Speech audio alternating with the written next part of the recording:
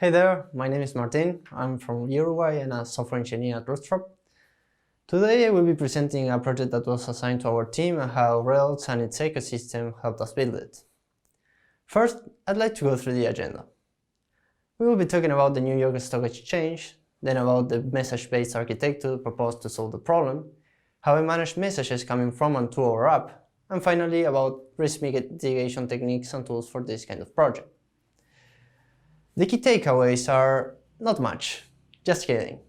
There's a message management introduction, an example about how to get the most out of active models validations, and the previously mentioned techniques and tools for risk mitigation.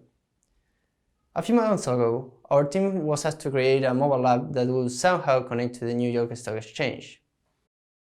For the ones who are not familiar with the Stock Exchange, we are basically trading pieces of a company.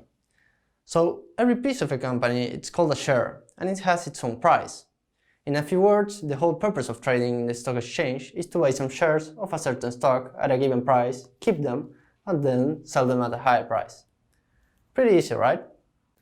Well, things can actually go south there. Remember the news about Rails and Gamestop? Well, in that case, traders had to be fast enough to buy the Gamestop shares before they kept going up. So in order to achieve that, they needed a real-time application. A real-time application, according to Wikipedia, it's an application that functions within a time frame that the user senses as immediate or current. The latency must be less than a defined value, usually measured in seconds. And that's what we were asked to build, a mobile app that was able to show the latest price at which a share was traded with as minimum latency as possible. Remember, this is the fastest change in attribute of stocks. It can change up to 10 times within 1 single second for each stock. Moreover, it should also be able to buy and sell shares, and show an updated chart of the price history of each stock. Then I asked one of the other group of developers how were we supposed to connect to one of the New York Stock Exchange servers. And they answered that they didn't want us to connect directly to the New York Stock Exchange servers, but to a middleware that they were going to build, as they had issues in the past with other third parties connecting directly. When it came to the protocol we were going to be using, they told us we should connect through TCP but not using HTTP, as they had tons of experience working on top of the TCP layer but without using HTTP particularly. Which makes sense, as they have to have a fast protocol and take advantage of every single byte. They also told me that they were going to make a middleware to which we will have to connect through a VPN, as every one of their external services that connected to their services had to be in that VPN as a security protocol. At first glance, we knew we had to communicate and open plain TCP threads to the middleware, so first thing first, we built a Ruby app that would be responsible for managing the connection to the middleware. It seemed to be working fine, but then we had to make sure that the app would be able to manage models and relations of the domain we were dealing with. Apart from that, whatever was it that we deployed there, it should also be able to manage HTTP and WebSocket connections from the mobile devices app. That was the exact moment we said, okay, why not Rails? So we ended up adding a Rails app which would also be connected to a Redis and a Postgres instance. So the final question was, how do we communicate the Rails app and the Ruby app? Our first approach was to communicate both these systems using HTTP. Why not? But then after some heavy thinking, we realized that maybe that wasn't the best approach, because the middleware would be sending tons of messages and the Rails app, maybe at least, wouldn't be able to accept that number of requests at almost the same time. But not only that, what happens if we are not able to process that request? If it was a price change of a stock, then the user will have an old price in their apps, and that could lead to terrible results. We needed a way of dequeuing each message as fast and safely as we could. So speaking about queues, what popped into mind was RabbitMQ.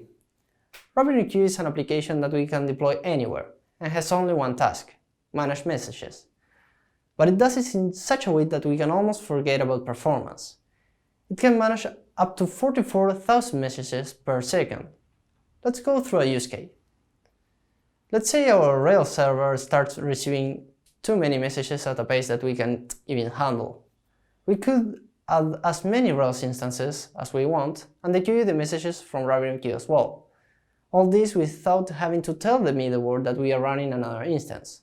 Or even better, let's say our Rails server was down and we weren't able to process any message for the last minute. RabbitMQ stores that message, so we can dequeue it as soon as we have the resources to do so. Moreover, let's say our Rails app got stuck while parsing a message is just dequeued from RabbitMQ. In that case, we don't want to lose that message, as it wasn't fully processed. For this particular scenario, RabbitMQ has another abstraction that lets us acknowledge a message.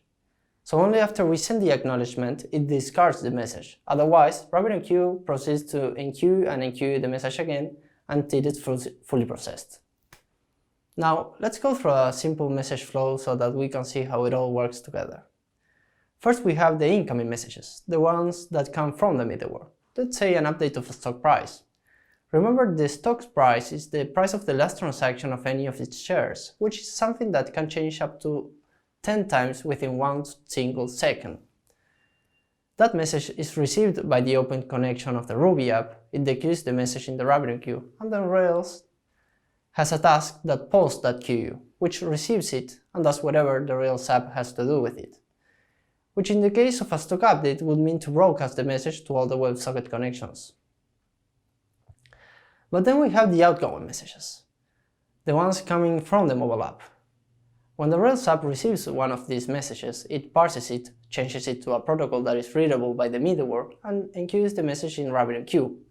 In the meantime, the Ruby app is constantly polling to that particular queue on RabbitMQ, and as soon as that message is enqueued, it dequeues and sends it through the TCP connection to the middleware. So now we have built, let's say, an acceptable version of how the architecture would look like. But what about the messages sent from and to the middleware? As we didn't have to take into account the security for the protocol, as the communication with the middleware was over a VPN, we just had to worry about the structure of each message. For that, we suggested sending JSON over TCP. Then, we agreed with the middleware's developers that we would have different types of messages. For example, the stock price update, a new order, or even a login message. So we had to be able to distinguish them. And there was when we added our first field to that JSON message, called the action field. That field would contain the type of the message we were sending. So, for example, the action for the stock update message would be stock update. And for the login request, the action would be auth. But then, for the login response, we got pretty creative and called it, well, I think you can guess it, auth response. Now, let me share with you a full example of what a message looks like. Let's take a look at the stock update message. Cool, right? But what about the logic inside the Rails application to manage these messages? We had to develop some sort of easy-to-use abstraction to be able to send a message to the middleware. And this is what we came with. We just pass a message and that's it. We will dig into the message class later. But first, let's take a look at the sender logic. As you can see, the flow is pretty simple. We just declare in which queue we will be enqueuing the message, and that's it. Well, I'm clearly no wizard. I was able to do this because Rails makes it easy for me, and because some cool guys make these awesome gems so that we can all make use of them. And what about receiving a message? Let's go back to the architecture. We have a message that comes from the middleware, then the Ruby app receives it and enqueues in the RabbitMQ. But then, what do we do with that message? First, we need a task that constantly dequeues the messages. That's for sure, as we will be receiving a message all the time, and many of them won't even be requested, like the stock update. After that, we need to route and process that message asynchronously, as we have to keep receiving messages. Moreover, we need to do what we want to do with it depending on the action that comes within it, as it is not the same receiving a stock update than receiving a message saying the market is closed. In a way, it is pretty similar to what Rails does when a request comes. We look at the header and tell, based on the path, which class, in that case controller, should handle it by looking at the routes we declared. In order to receive a message, we just enter in a loop by subscribing to that queue, so that every time a new message arrives, it just calls the router that will take care of it, and in case there is no route for that message, we raise an error. On the other hand, the router declares a set of routes which are a mapping of the message's actions to the job that should handle them. When receiving a message, it retrieves the action and calls the job mapped to that action. In the case of a stock update, for example, it triggers a process stock update job that sends the stock update to all the WebSocket connections subscribed to that stock. As you may see, some of these asynchronous messages have some small delay.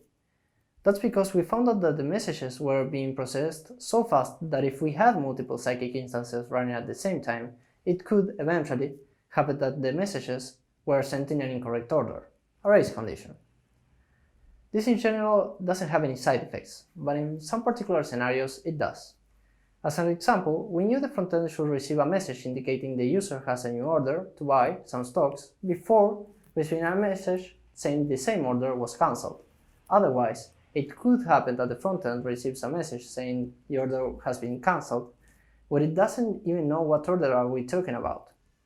And I'm not saying this is the best approach. However, it turned out to really do the trick, as it was a small delay and it didn't affect the stock updates messages, which are the messages that should have the minimum latency as possible.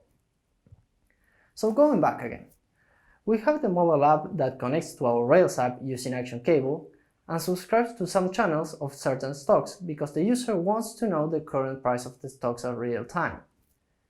So every time a new stock update is received, we see which connections are currently subscribed to that stock's changes and we broadcast the message to all of them.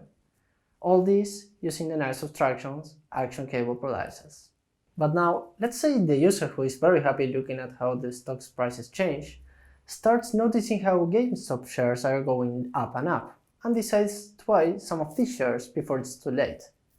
We are now facing another type of flow, called transaction. The user needs to buy and get a response from the system indicating whether the transaction went well or if there were any errors. The first thing that popped up there was the use of HTTP requests, as they are transactional and we know for a fact they are reliable. But how do we handle an HTTP request? Because we have indeed a way of telling the Rails application how to send a message to the middleware, but we had no clue how to map it back to a request. So the first thing that we needed to address was how to know when a message coming from the middleware telling whether the order was placed successfully or not refers to the message we have just sent, or is a response to another message, because as far as we know, two users can place an order at the same time. One option would be to say, okay, let's add a field in the middleware messages indicating the user to which the message responds to. Sadly, it isn't a reliable solution, because we also have other types of messages, like the login message, as we had to authenticate every user against the middleware. In that case, we cannot map the user back, as it is not logged yet. So, one user and one attacker can try to log in at the same time with the same username, and we won't be able to tell which login was successful and which wasn't. In a way, what we need is a remote procedure call, which is when a computer program causes a procedure to execute in a different address space, which is coded as if it were a normal, local procedure call, without the programmer explicitly coding the details for the remote interaction. And yes, RabbitMQ manages that abstraction for us. We have now taken care of the basic flow of the messages that will do the trick for all the scenarios the app should cover. After we put this into practice and started working with all the real users in the app, we started to find some bugs in the communication between most of the services. It turned out that some messages we assumed would come with certain data, but in the end, they didn't. So we proceeded to write the middleware's developers again and explain them that we indeed were needing some documentation about the services, as we made the mistake of assuming certain things about the structure and the values of the messages. They acknowledged that, but explained us that they didn't have much time for documentation. But it was not the only thing that wasn't working properly. In fact, there were many messages going out of the middleware that contained bugs, missing fields, and erroneous data. So I asked the middleware developers if they were willing to do some tests on their end. But they said that wasn't possible at the moment, as they didn't have much time to allocate for tests. So then we were facing a challenging problem. We not only had to maintain some sort of documentation about a system that we didn't have access to, but also had to find a way of mitigating that risk. Because every time something didn't work properly, First, the front-end engineer investigated about it. After seeing that the code worked fine, the engineer proceeded to ask us if we had changed something in the code because the backend didn't seem to be working properly. So we proceeded to reproduce this scenario, and only after doing a full research, we proceeded to see if the middleware was sending something different or with an error. In order to keep track of it, we logged every single message in and out coming from the middleware so that we had solid proof if something the middleware was sending wasn't right. And only after finding out that there was an error in the middleware, we proceeded to ask the middleware's developers to fix it. If you think that's not efficient, well, you're pretty much right. So we needed to find a way of knowing what was going on with each message. So the first thing that we did was to document all the messages with at least what we thought each message should contain. After some heavy days writing the document, we found out that besides it was a good way of documenting things and it really helped any new member added to the team to learn the protocol, we still needed to go and update it every time a new message was added or changed. Much frustrating as it wasn't the best part of our days, to be honest. So then we started thinking how to add some checks in the receipt messages. Like, for example, we expect the stock update message to have a field called last that should contain a number. As we were developing that solution, we found that in fact what we were doing was very similar to what we do with our active models. We validate a field is a string, a number greater than 0, and so on. So we thought, why reinventing the wheel? We can make use of active models validations. We first created a new class that was called the receipt message. For each one of the message types that we handle, we added a subclass of the receipt message. When we initialize any of these messages, we proceed to validate each one of the attributes using a class in charge of the validation. Let's take a look at one of these classes. Let's say the stock update mappings. So first, what we do is a mapping of those attributes so that they become human readable, which is the same as creating aliases. And then we simply add the validations as in any other active model. As you can see, we demand the presence of the action, and then check the presence and numericality of some other attributes. Let's take a look at the magic behind it. It first includes the model and validation modules. Then, when it initializes, makes a mapping of each one of the values to make them human readable, and finally validates them. To do that, we use the valid method from active models validations, and then we raise an error including all the errors attached. Once we added this logic, we raise an error message. So it reduced the time to spot the bug significantly, as we not only knew when, but also what went wrong.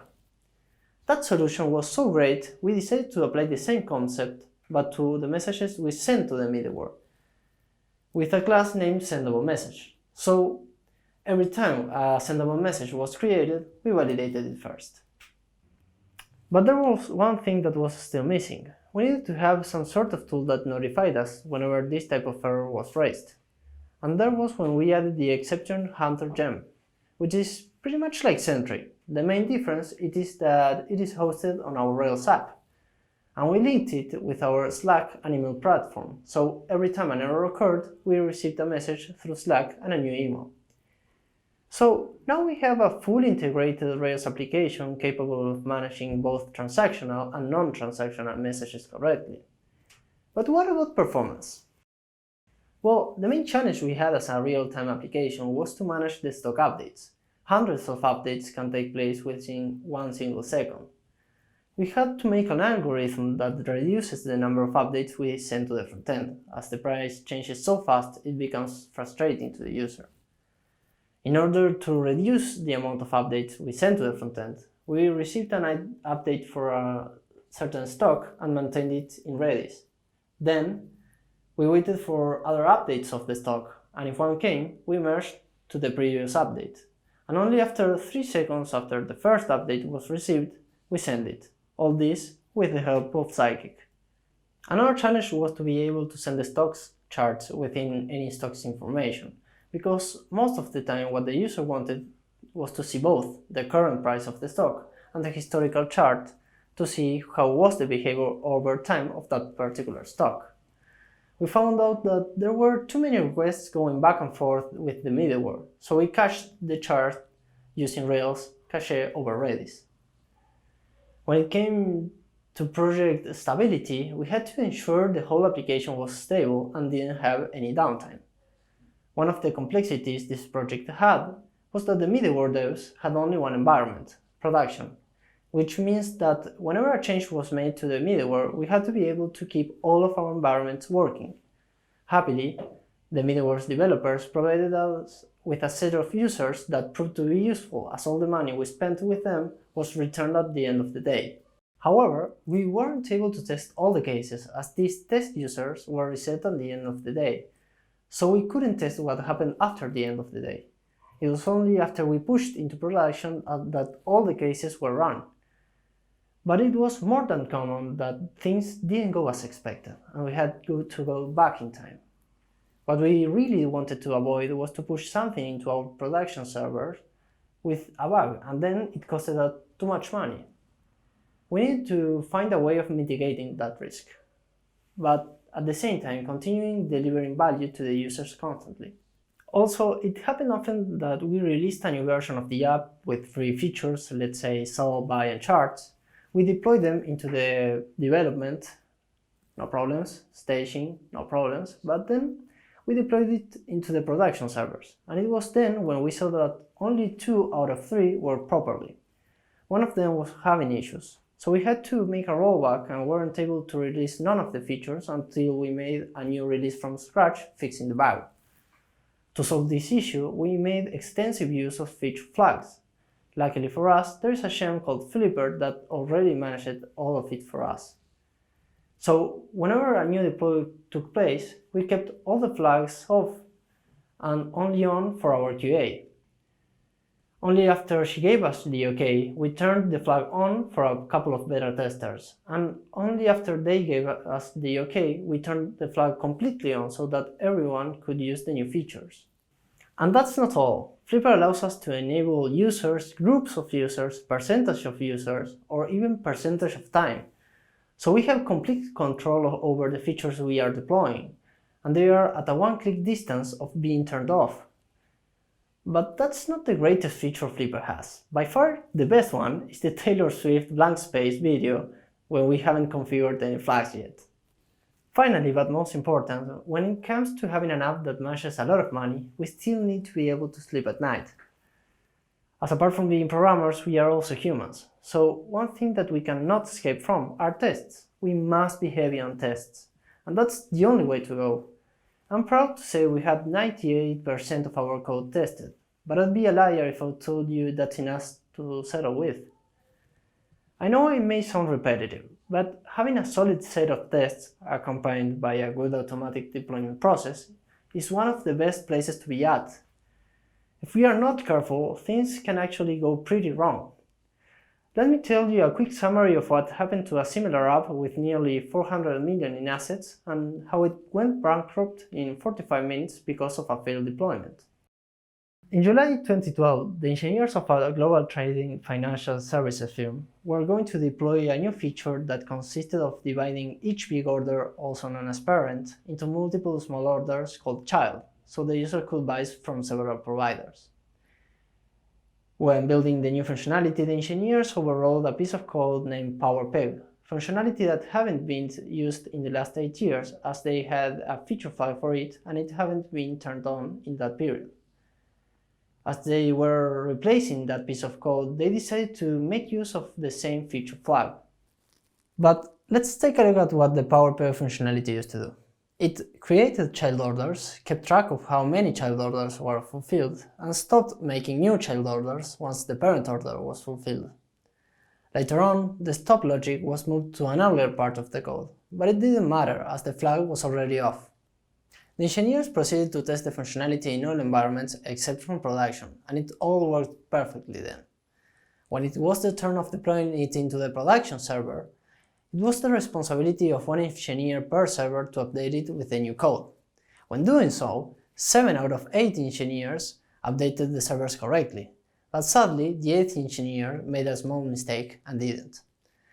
The market opened at 9:30 and the server with the old code started making endless new orders as the PowerPeg functionality didn't work properly anymore. 1 minute passed and the engineers knew something was going terribly wrong, but they didn't know what. After not being able to determine what was wrong, the engineers deployed the old code in all the servers, resulting in an error 7 times worse as the PowerPoint functionality was on and running in all the servers. 45 minutes after the market was open, the firm had lost 460 million and went bankrupt. So things actually go wrong if we don't take advantage of the automations and tools available. It is our responsibility to know how we use the different tools and services at our disposal. In conclusion, we mitigated the risks of a high-frequency trading platform by making use of active models validations to validate each message in and out, adopting RabbitMQ to provide a reliable message queue resilient to servers and availability, caching data with Rails cache to be able to control the updates flow, configuring an exception tracking tool to have real-time alerts of our system's failures, having a solid set of tests, execute manual QA tests in all environments, and adopting feature flags to provide a safer, continuous delivery. Thanks so much for your time. I'm Jaime Moron, and this is my RailsConf talk.